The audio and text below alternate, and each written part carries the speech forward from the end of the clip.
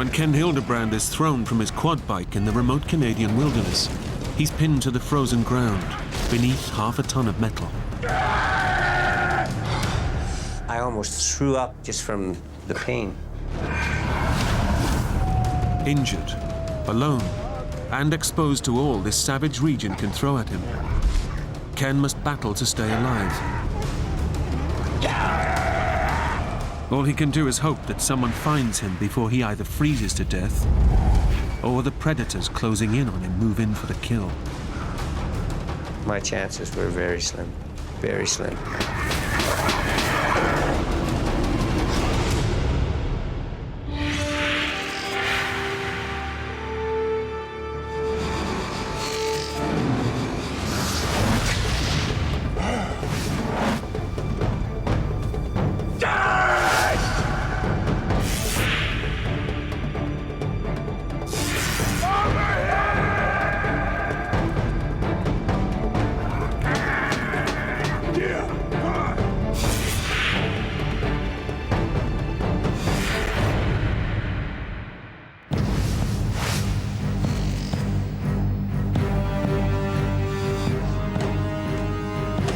Ken Hildebrand is packing for a solo trip into the Canadian Rockies in the depths of winter, and he knows it pays to leave nothing to chance. Some guys on the rescue squad and that call me Mr. Gadget because they always thought that I carried too much. And they used to always say, well, if we need to go out on a rescue, we always want to be paired up with Ken because he never gets lost. He always knows where he's at, and he can survive.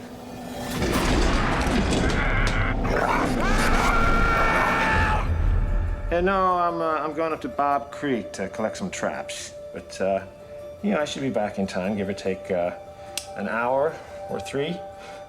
The survival expert regularly heads into the mountains alone and makes no firm plans about his return with his family and friends. Well, listen, if I don't show, we'll do it when Lil's back, okay?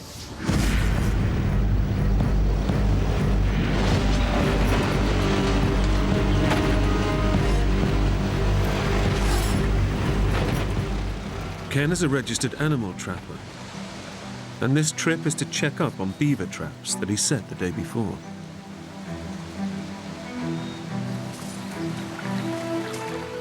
We trap to keep a good, healthy population of animals.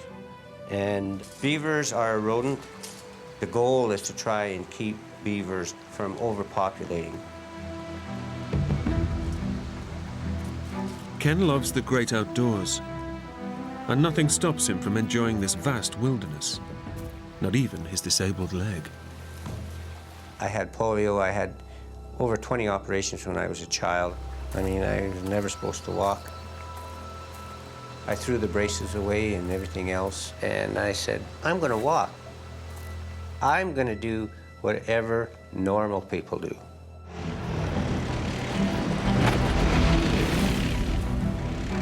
Getting around this remote region is a real challenge, and Ken's trusty steed is his 4-wheel quad bike. The terrain is very rugged. The country is very mountainous. The hills are very, very steep. And there are a lot of places on my trap line that people, even that are good quarters, they wouldn't even tackle. Today's ride is even more dangerous. Ken's bike is carrying a lot of extra weight. My quad, without any fuel in it, and that weighs 600 pounds.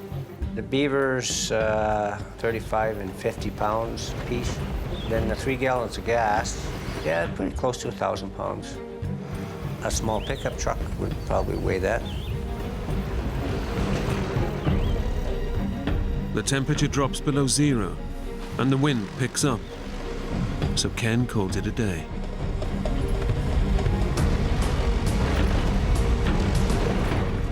The wind was blowing at least 80 kilometers an hour. It was stuff blowing in my face as I was trying to drive. It was blowing up small rocks. All of a sudden, I felt this sharp pain in the eye, and I blinked, and I felt like a piece of grass in my eye, and the second I let go of my handlebars, I grabbed a hold of this piece of grass.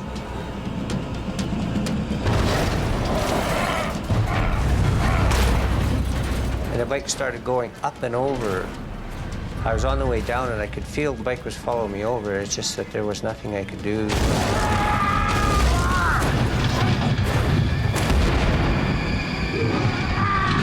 It felt to me like I was fast enough that I was getting out of the way, but then, wham, it was so fast.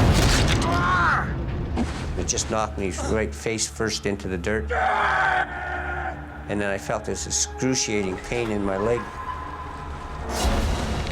I could feel my foot. I could feel my ankle just totally dislocating and the bones were breaking. I almost threw up just from the pain. The steel rack rammed me in the smaller part of the back and drove me down and knocked the wind out of me. The pain was from my ankle and in the calf of my leg. I couldn't push and lift myself enough to move the bike. No matter how I tried to move my legs, I couldn't. The heavily laden quad has pinned Ken to the ground in the middle of nowhere.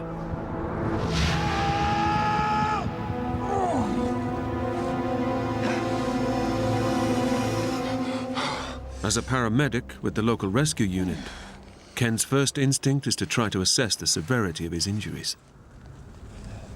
I took my pulse. My pulse was at 160. It was bounding. I could feel, so my blood pressure must have been up high because I could really feel my pulse. My skin was pale. If I pinched it, it was slow to come back to normal. It took 5 seconds for my color to go back in my finger, so I knew that I was in shock. Pain and the anxiety was causing me to make my heart rate go up. So I knew I had to slow myself down so that I could rationalize, I could think properly. Ken learned how to deal with pain as a child, fighting polio. I kind of mentally block it out. It's amazing how much pain I can actually block out. Ken cannot reach his legs, which took the full impact of the crash, and he can only imagine the kind of damage that's been done. My first assumption was that, yes, I dislocated my ankle for sure, possibly crushed it. I thought that maybe I had done a lot of damage to my right knee because it hurt like hell. My polio leg is not very big. I can actually put my hand around it like this. When it smashed down into that ground, I thought for sure that knee was done. The weight of Ken's quad bike and survival gear exerts enormous pressure on his injured legs, causing excruciating pain.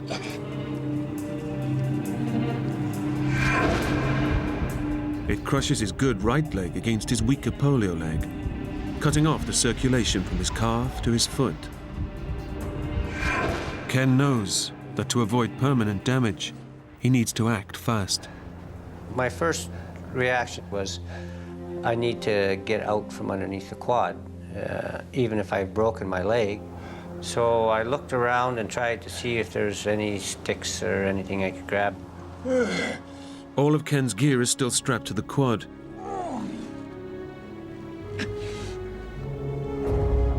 Only his axe has fallen clear during the crash. But it's tantalizingly just out of reach.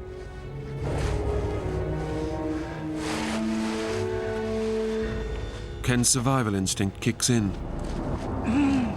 I always carry this fire starter around my neck and a compass on a string.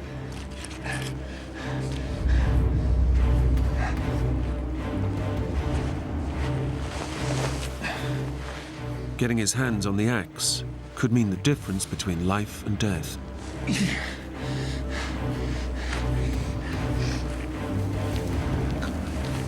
To Ken, the axe is his only means of escape.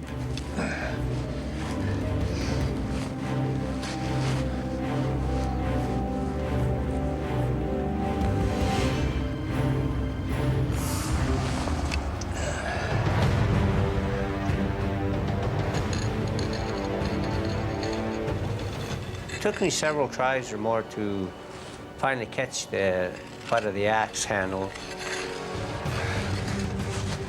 I thought right away, well, maybe I can use my axe as a leverage to push the quad off of me. But, trapped face down, it's impossible for Ken to get enough leverage on the axe handle to lift the quad. Now I think, okay, I'm stuck here. I'm actually trapped. But when you're in that situation, you got to try something, and if that don't work, you got to try something else. I was thinking, well, if I can reduce the weight on the quad, maybe I'll have a better chance of getting out from underneath it.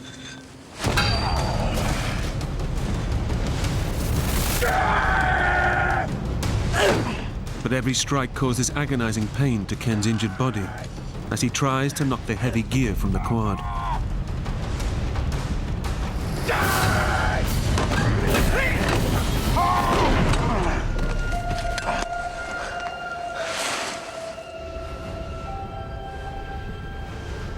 And then I thought, if I can perhaps maybe pile the beaver up, stick the axe in there on the corner of the rack.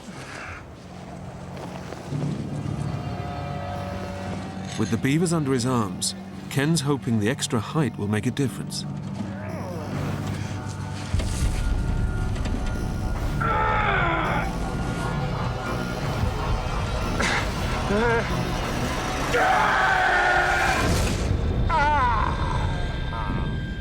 It seems to be working. The quad moves a fraction of an inch. It felt so good. I mean, it still hurt like hell, and it felt like the bones were broken, but at least that steady, constant pressure was relieved. Fueled by adrenaline, Ken decides it's time for a make or break effort to free himself.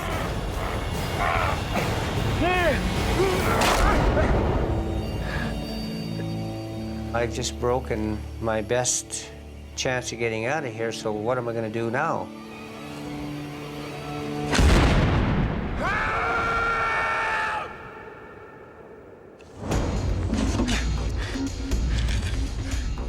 Ken is now completely trapped in this Canadian wilderness. He has to come up with another escape plan if he's going to survive. Now I thought, okay, the axe is broke, the handle's not as long. Perhaps now I can get underneath there and chop and hack away some of the ground. If Ken can loosen the soil beneath him, he might be able to work himself free. But weighed down by his quad and the equipment, it's a near impossible task. You try chopping like this here in a little space. It's a challenge. Because I couldn't get underneath my leg. I kept trying to get underneath, but every time I tried to chop to get underneath it, I'd either hit the ground and the axe would ricochet into my leg, or I would just hit my leg.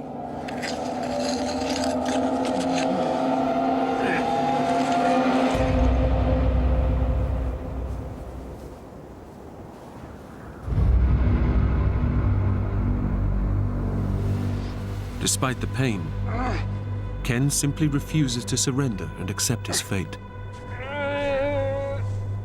When you're caught in a survival situation like that, your attitude has so much to do with it.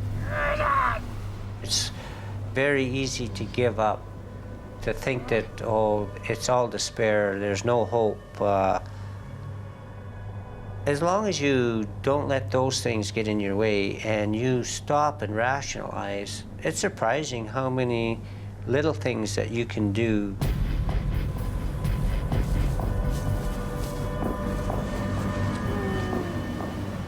I continued trying to figure out and evaluate some way that I could move that quad so that I could get one leg free. If I could get just one leg free, I can get out from underneath this thing.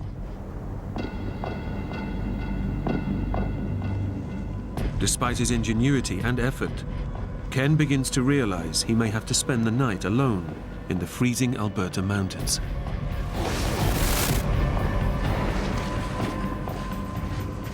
All your nerves at that point in time is raw. Your mind is going through a million things, like, how long is this gonna last?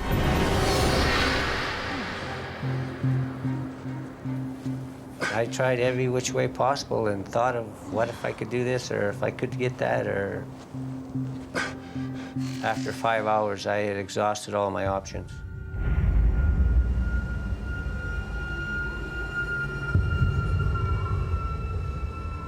Darkness is closing in. The Rockies at night are deadly, especially in winter when the temperatures can plummet to 20 below. Freezing cold winds rush down off the mountains, and these howling gusts play tricks with Ken's mind.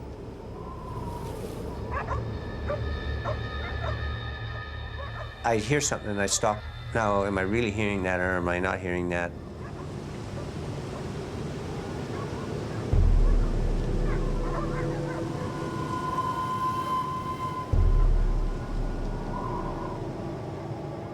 In fact, I was.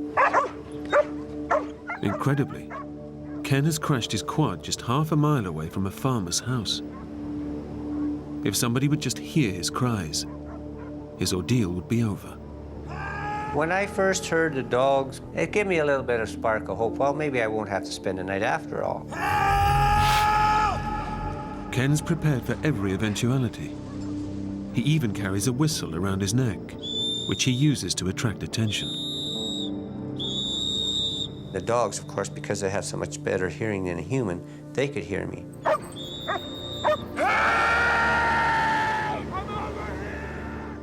But his distress calls are drowned out by the high winds and go unheard by human ear. Over here! I heard him going in and out of the house a few times. Hey! Over here! Help was so close, but yet so far away. It's another devastating blow for Ken. And to make matters even worse, all of the gear and supplies that he's bought that could keep him alive are tied to his bike, completely out of reach. What I had on my quad, I could have survived for a month, no problem. I had water, I had a hot coffee in it, my first aid kit, of course, and a sleeping bag that's good for 40 below. Without all this life-saving equipment, Ken faces the ultimate test of his survival skills.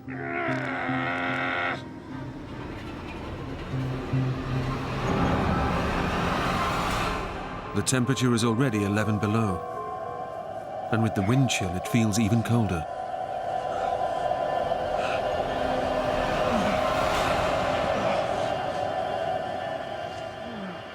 He might die of hypothermia if he doesn't think fast.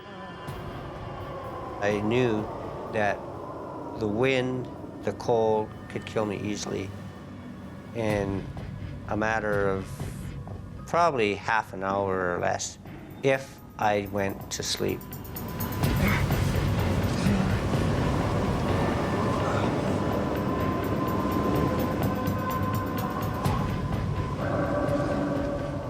The freezing conditions take their toll. Ken knows that his violent shivering could be the first sign that hypothermia has set in, and it can only get worse from here. Once you stop shivering, you are in severe hypothermia, and your shock can be irreversible.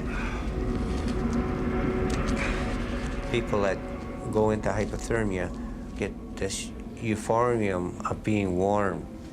They stop shivering, they go to sleep, and then they die.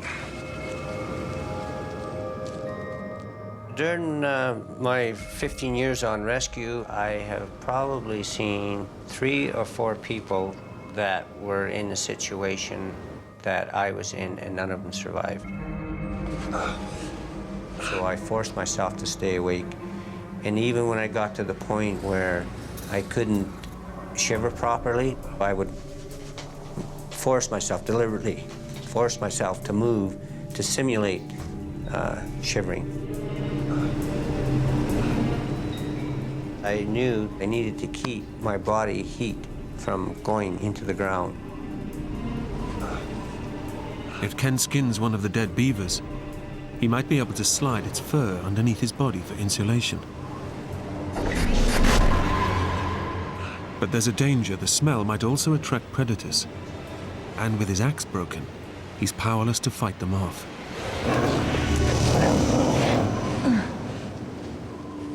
I know the possibilities of cougars or any predator coming around is greater every hour that I stay there. Had I been attacked by a cougar, my chances would have been 0. Ken knows without skinning the animal, he will die. There's little chance of rescue soon. His family aren't expecting him home for days, and even his dinner plans were tentative. But listen, if I don't show, we'll come when Lil's back. Ken decides the rewards of skinning the beaver outweigh the risk of attracting predators.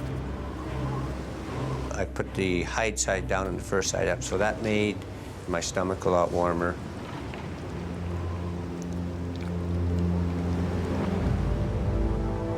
The temperatures continue to drop, and it's another 8 hours until sunrise. The beaver's pelt gives him some temporary relief, but at a cost. The smell of fresh carcass could be carried for miles around, with predators soon picking up on the scent. Ken's greatest concern is dehydration. It's been 12 hours since his accident, and he hasn't been able to drink any fluid. I had already been sweating for quite a bit because of the pain. Number 2, the exertion I was using trying to move this quad.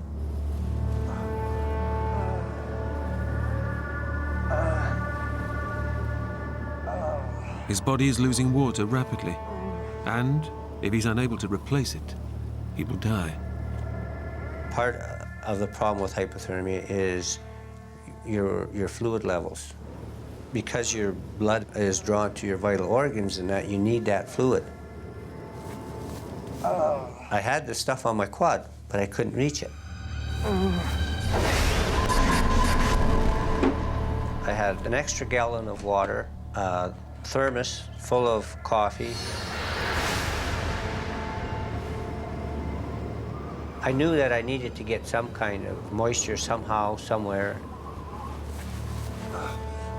Ken carries a roll of plastic flagging tape to mark out the areas where he's laid his traps.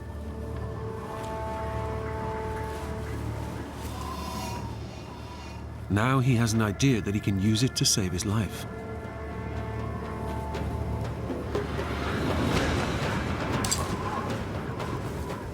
If I can get frost on the ribbon, I can run it through my teeth, and I can get the moisture from the frost.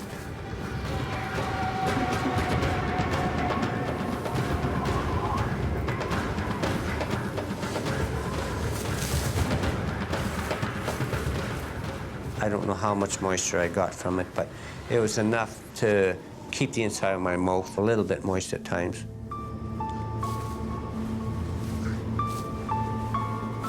But it brings him little relief.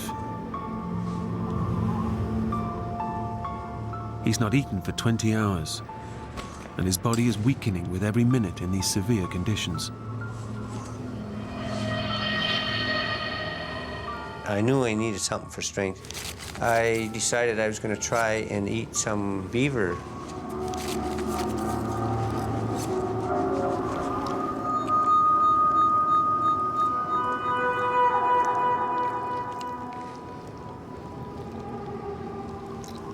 It was like meat that's crystallized, partly frozen.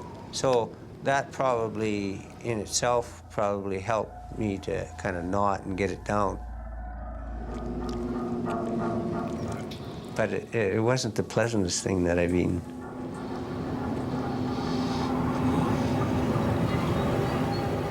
All of a sudden, I just felt sick to my stomach, and it came back up. So I thought, well, this isn't good. I'm losing more bodily fluids. Every decision Ken makes now could mean the difference between life and death.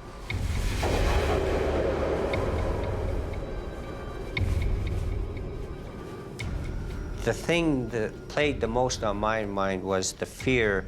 I didn't want somebody in my family to have the anguish of finding me and, you know, partially ate by an animal or something. You know, who knows what can happen once you pass away.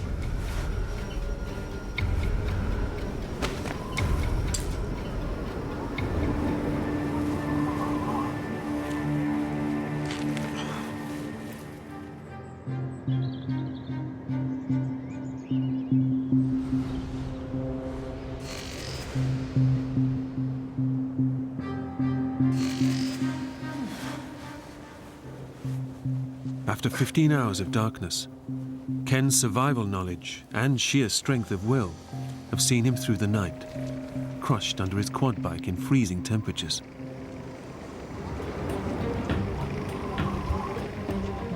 Suddenly, the early morning silence is broken by a welcome sound.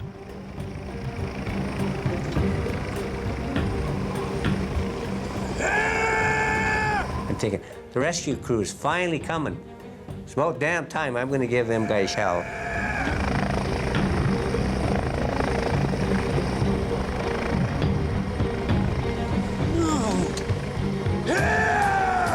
And it flew off in the distance.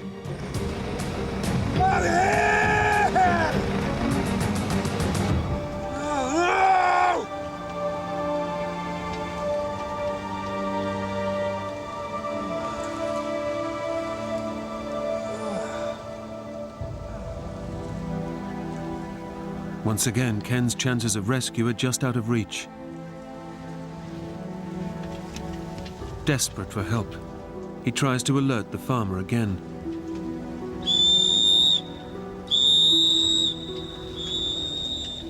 The farmhouse is only half a mile away, but Ken's desperate cries go unheard. I was just exhausting every possibility that I could try and use. One defeat after another.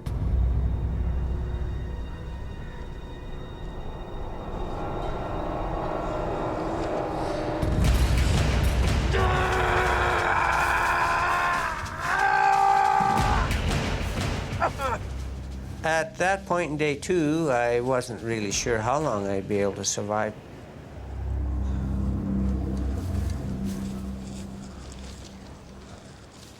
Ken's second day passes slowly, with his survival kit just out of reach, and the chance of rescue so frustratingly close.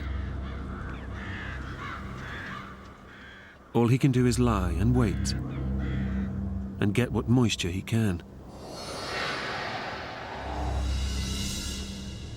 He's still covered in the scent of fresh meat, and the dangers of night threaten again.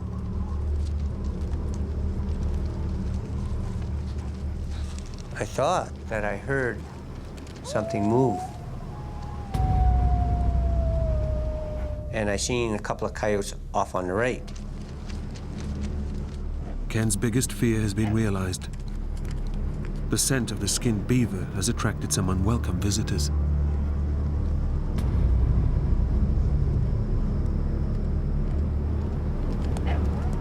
Even from a distance, the coyotes can see that Ken is trapped and can't move.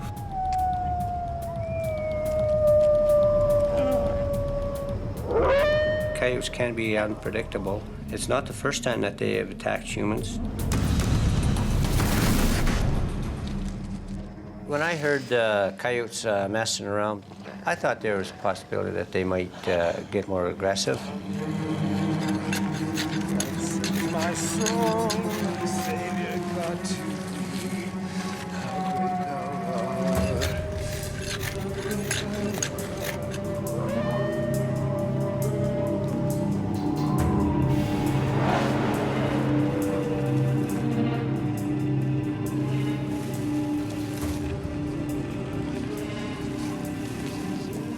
I got a couple of rocks, and I've got the broken axe handle laying there.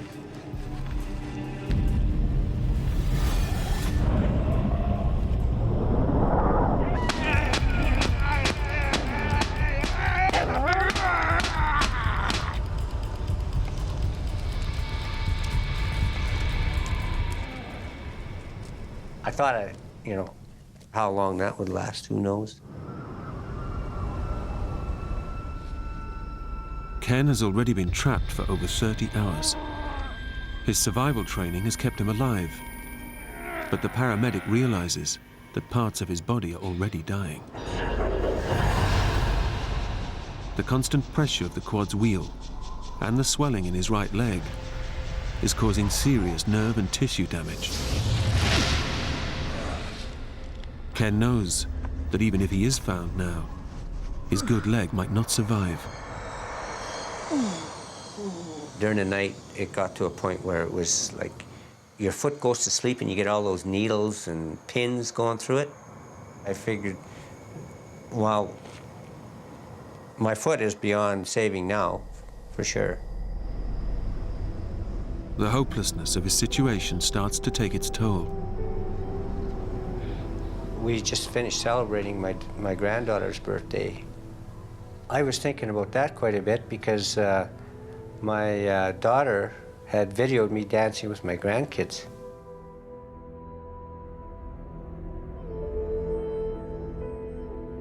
That's probably the last time I'll dance with them.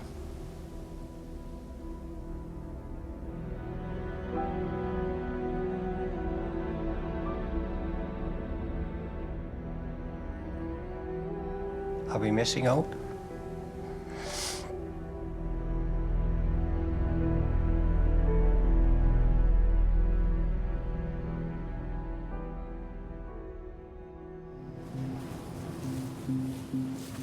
Ken draws strength from the battles he won as a young boy. I've been through worse than that. I mean, I was never supposed to walk. I had 20 operations when I was a kid, and I threw the braces away, and that much of a challenge that I can't overcome that. To thee, my Savior God, to thee. It works wonders for your morale if you sing. It also, if there was something coming close, they knew that I was human, and perhaps they might stay a little further away before they found out, what kind of circumstance I was actually in. How great thou art, how great thou art, how great thou art.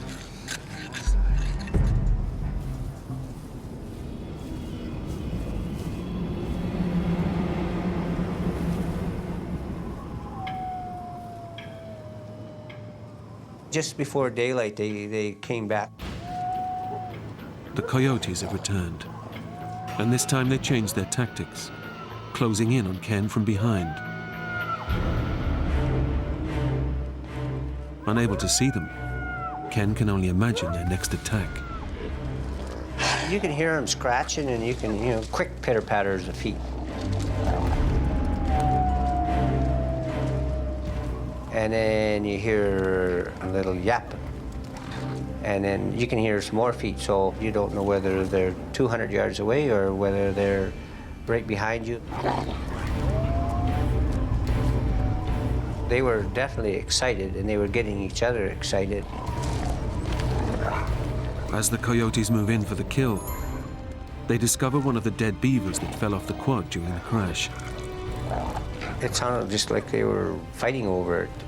They sounded like they were a lot closer.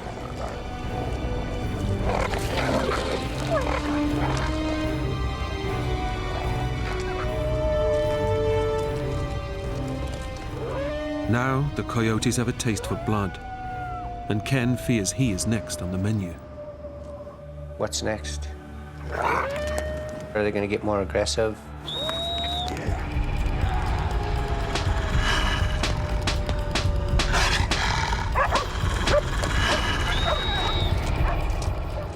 The frenzy of noise seems to attract the attention of the dogs in the nearby farmhouse.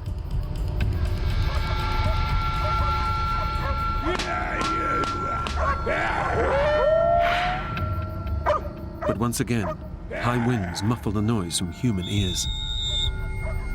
Perhaps if he would have let one of his dogs go, maybe they would have come to me.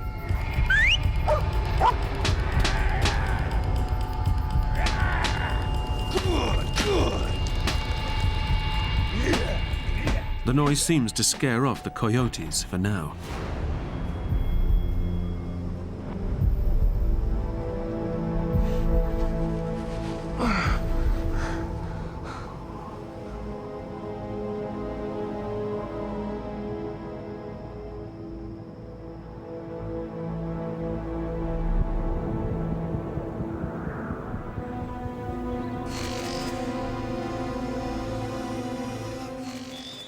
As day breaks, Ken has been trapped for nearly 40 hours.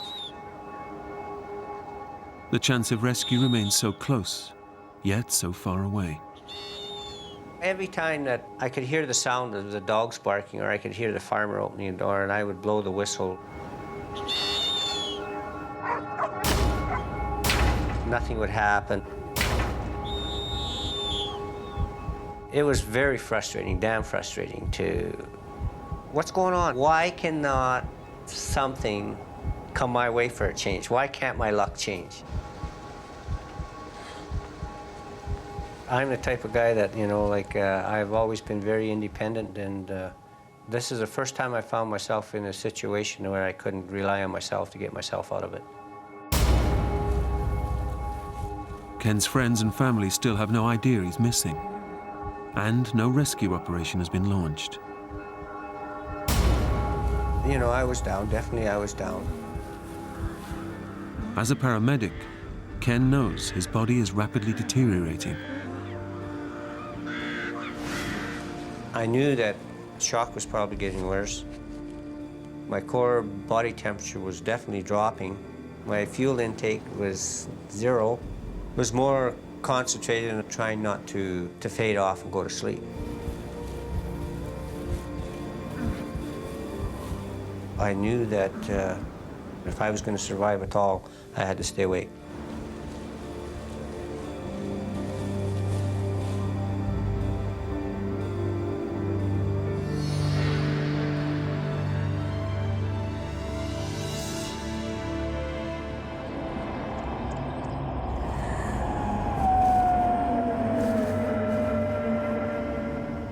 Just before dark again, the coyotes came back and there was a few more.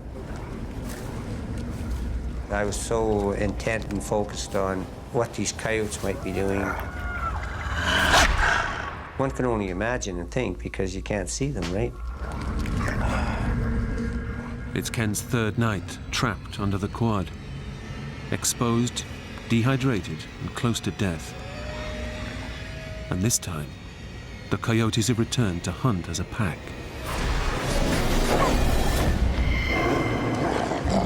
They're well versed at their attack tactics. They would have tried definitely for my face or my throat because that was the most exposed.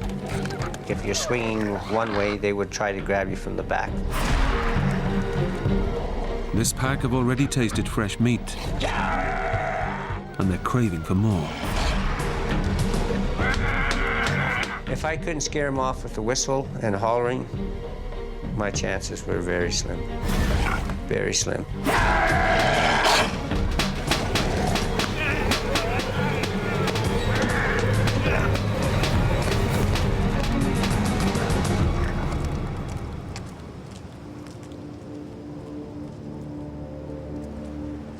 Ken's outburst is just enough to fend off the coyotes. But if he has to spend another night out there, they'll be back, and he may not have the strength to fight them off for much longer.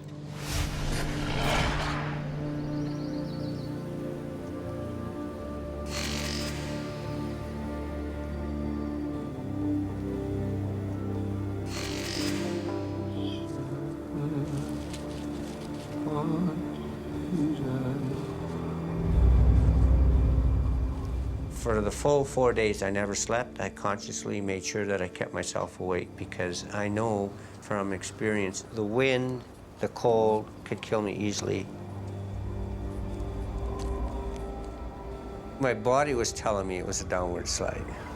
My mental alertness wasn't there. My coordination wasn't as good as it could have been. So I knew all those things were telling me that my body is shutting down more all the time. For sure.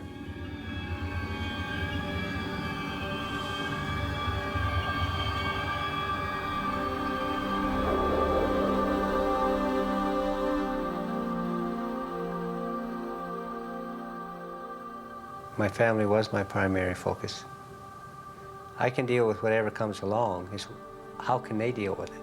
You know, how will it affect them? I thought that if I didn't make it, maybe while I still got my faculties together and I'm still able to write a message. I should write a message to them, just in case.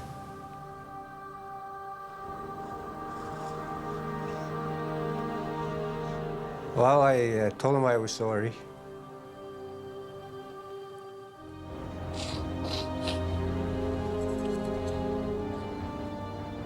And I loved him.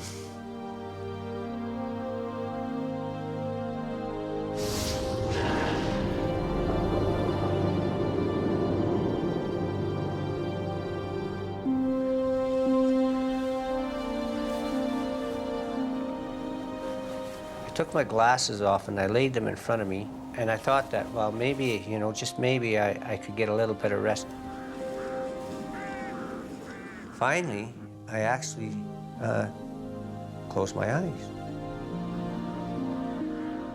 On the fourth day of battling pain and fear, of forcing himself to stay awake, to fend off dangerous coyotes and hypothermia, Ken finally lets go.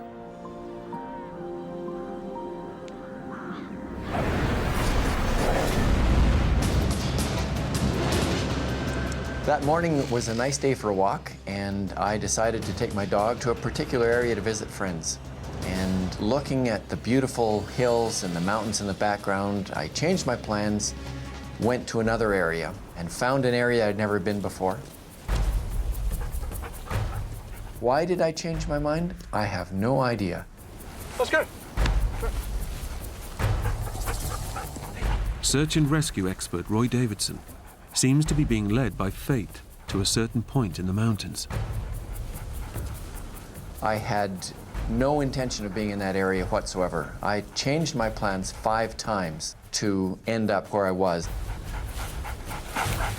When I got down into the bottom of the valley, that's where I changed my mind again. Let's go. Come on. Come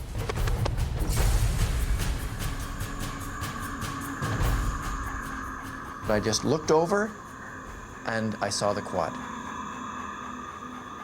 And it looked like somebody underneath it. Let's go. Come on. I'm on search and rescue, and about a year earlier, we'd had a search. We'd been looking for a missing hunter on a quad. We found this fellow, and he was underneath the quad, and he was dead. Oscar. Oscar. Oscar. Oscar. It was exactly the same scene. I figured there was probably somebody pinned under there that was probably dead. I'd heard something, and is my mind playing tricks on me, or is this real? Are you all right? Did I go to sleep? Am I dreaming, or?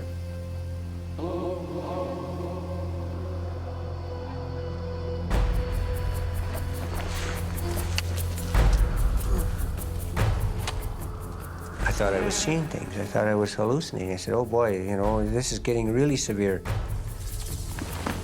Is it real? What's your name? Ken Hildebrand. I felt blessed. I felt lucky to be alive. I don't have to say goodbye to my family. The relief of like when they lifted the quad off of me, it was fantastic. You know, I just can't describe how great it felt, but it was short-lived. Come on. I tried to move my legs, and then I realized that I couldn't move my legs.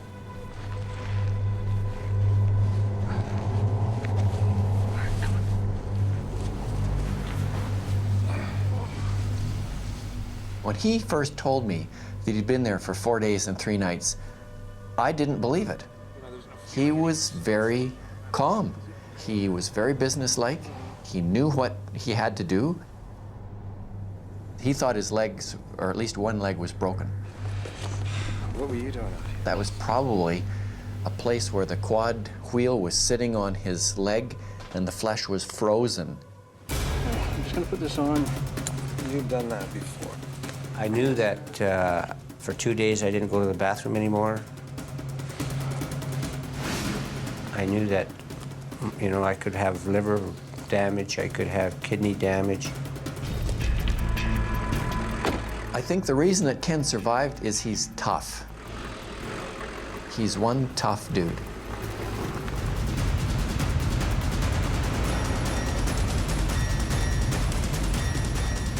Roy has to get Ken to hospital as soon as possible. I tried to be as careful as possible driving out of there. It was pretty rough. There was no road. It was just up the bottom of the valley. And his leg was starting to hurt him. It was probably hitting the bumps and stuff where I felt circulation going into parts of my legs and that I could actually feel. And it's ironically that the pain actually felt good. I don't know how to explain it. It just, I wasn't down, but I wasn't, you know, jumping for joy like you think a person might. Because I knew I was still alive, but I knew I had a ways to go yet before I was out of the woods. How far, I wasn't sure. And I knew I wouldn't know until I was in the hospital.